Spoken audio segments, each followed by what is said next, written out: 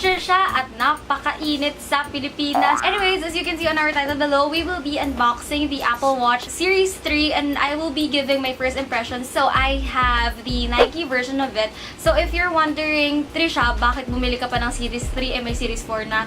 Number one, it's because medyo mahal pa yung Series 3 and second one is, I watched a lot of reviews comparing Series 3 and Series 4. Parang for me, onti lang yung changes and may mga dinagdag lang na sobrang onting features yung Series 4 na wala sa Series 3. The reason why I also got the Series 3 is because I want to count the steps that I walk every day. Kinuhanan ako ng insurance ng tatay ko and yung insurance is from BPI. They are also offering the Vitality something in which they encourage you to walk for about 7,500 steps a day. So ayun, kaya ako bumili nun kasi gusto kong ma-accurately count yung steps ko per day so I can gain points. Without further ado, let's get it on with the unboxing and the first impressions for the Apple Watch Series 3 Nike version.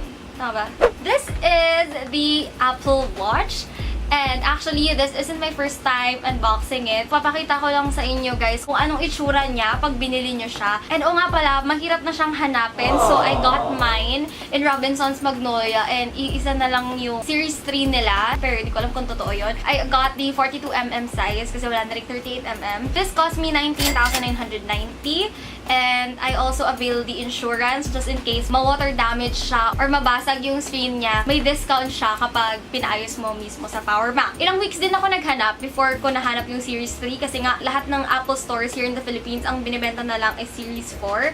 And meron na Series 1 pero hindi ko alam kung ba't meron pang Series 1. Quick story lang din. At first, I ordered in Anson's Trinoma, but sadly, they didn't deliver it on time. And I just can't wait to have the Apple Watch, so I bought it at another store. So, dun sa Anson's, yung available nila is 38mm. But, ayun nga, tagal i-deliver. So, I just bought the 42mm Apple Watch. And happily, I thought medyo maging malaki siya sa wrist ko kasi nga, I have a very, very small wrist. And dito din sa Series 3, medyo nahihirapan akong magpindot-pindot even though I have a small finger as well. So, imagine nyo pa kung ano sa 38mm. Anyways, let's go to the unboxing. When you open it, ayan, may plastic pa siyang ganyan. Hindi ko pa tinatanggal. And then, you open it like this. Wala pa yung mismong watch.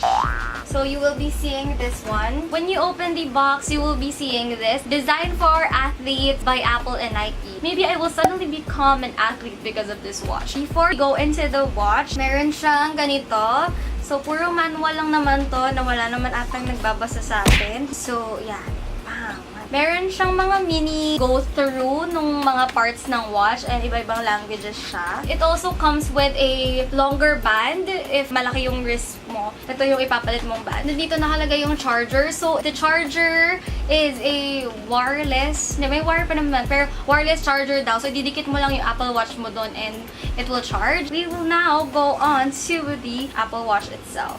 So, okay, so this is the Apple Watch Series 3 Nike version, 42mm. So, I bought this yesterday. So, I already tried some of its apps. I got the space gray color kasi yun na lang available. Wala akong choice. So far, I have used the app Messenger, Spotify, Messages, Calendar. So far, ang pinaka ginagamit ko dito is the Activity app in which nakakount yung steps mo and then yung percentage ng move, exercise, and stand mo. If you have also been watching other videos of the Apple Watch, makikita nyo yung parang rings. So that is from the Activity app. I've been receiving and I've been replying to text messages into this one and ay, Diyos mio.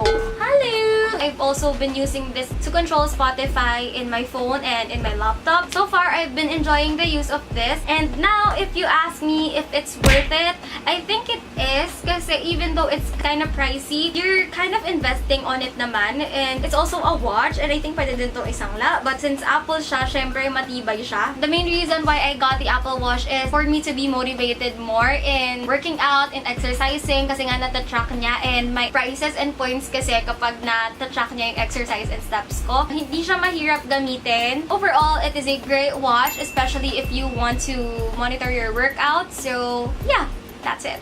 So, I'm gonna be wearing it na before I say goodbye to you guys. Also, if you're wondering kung anong size ba ng 42mm, if it really matches your wrist, if tama ba siya sa wrist mo, baka kasi mas maliit or mas malaki yung wrist mo sa akin, iro-roller natin. And my wrist is actually about 2 inches. So, yung wrist ko, 2 inches lang siya. And yung relo is mga halos 1 by 1.5 inches. So, ganun kalaki yung watch. So, scale nyo na muna. I-draw nyo na muna sa wrist nyo kung bago kayo bumili ng 42mm. But, yeah, that's it. So, that's about it, guys. I hope you liked today's video. I am really sorry if mukha na akong pawis, if mukha na akong haggard. I just wanted to show you the overview of the Apple Watch Series 3 because I think some of you also wants to buy it and wala akong masyadong nakikitang reviews niya sa Philippines. So, if you have any questions about the Apple Watch, please comment down below so I can answer it kung alam ko yung sagot, syempre. Thank you guys so much for watching. Please do not forget to like this video and do subscribe and I'll see you again next time. Bye!